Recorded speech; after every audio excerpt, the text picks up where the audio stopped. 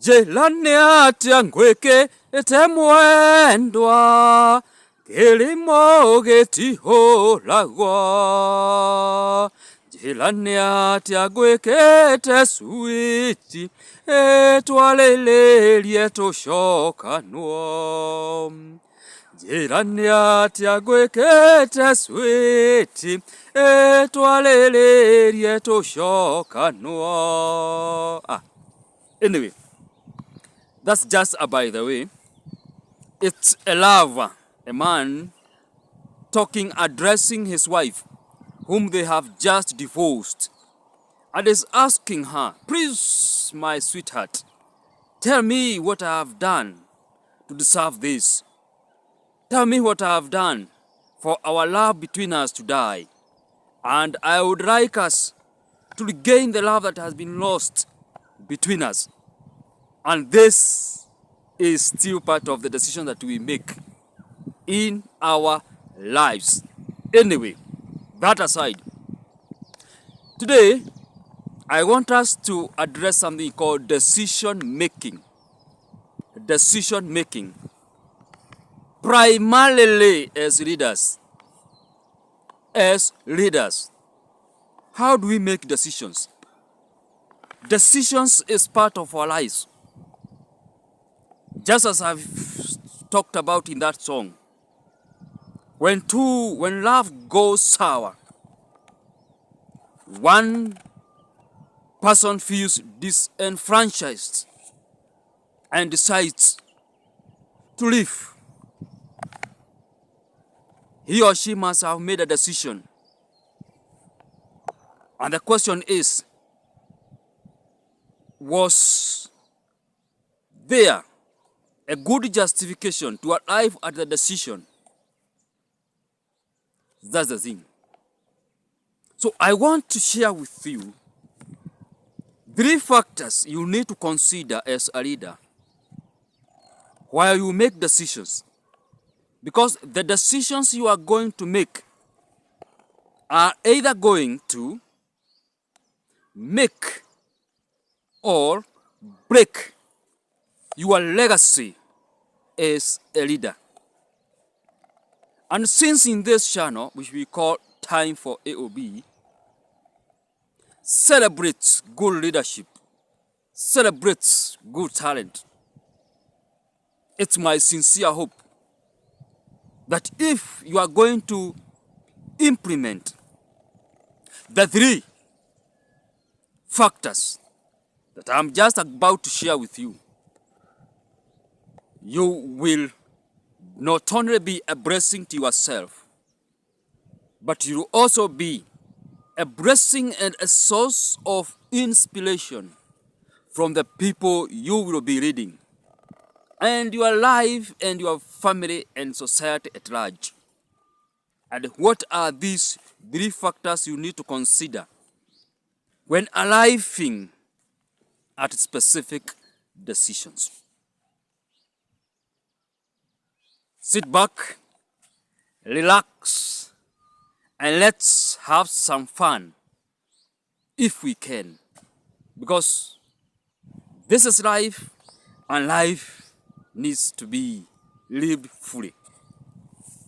Now, factor number 1 that you need to consider is what we call the process. Factor number 2 that you need to consider is what we call time. And factor number 3 that you need to consider is the product itself, and the product is the decision itself. Don't worry, I'm going to explain briefly what I mean by process, time, and product. Process, time, product. Let's start with factor number 1, process. When we talk about the process,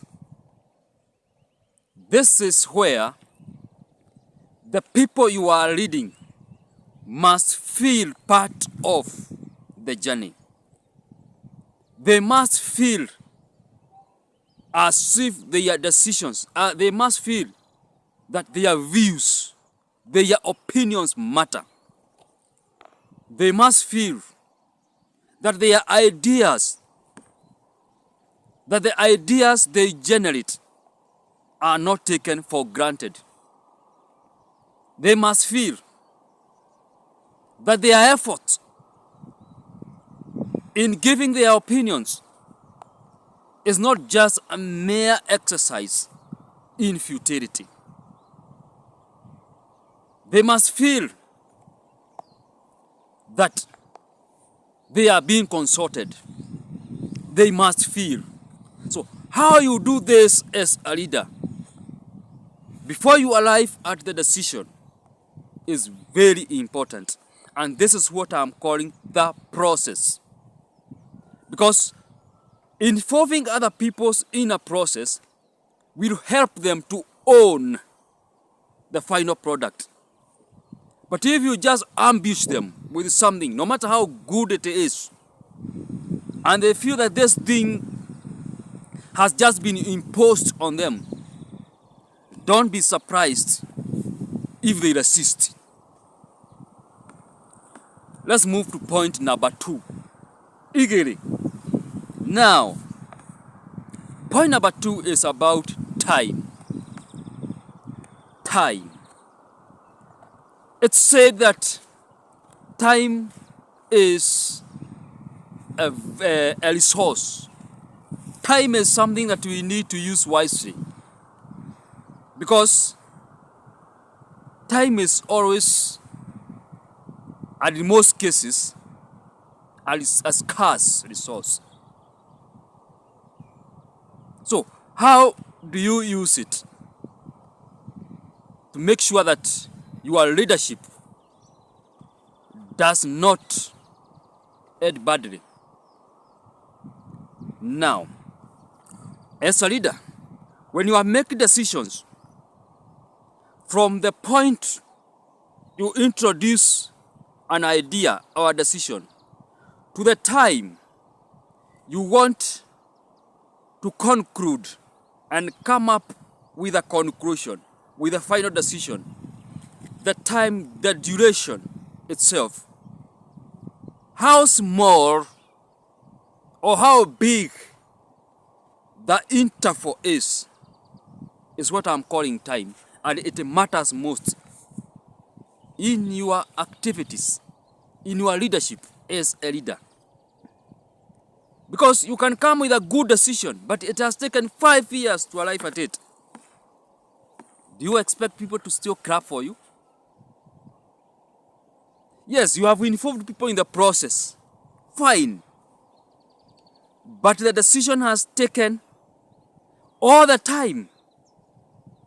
It has dragged everything. It has made everything to stand still.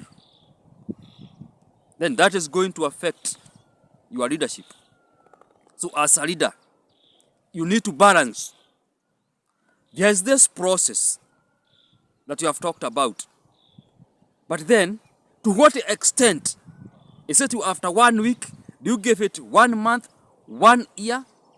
You need to define a certain deadline. When the decision, when the process itself must be complete, and be complete in a good manner.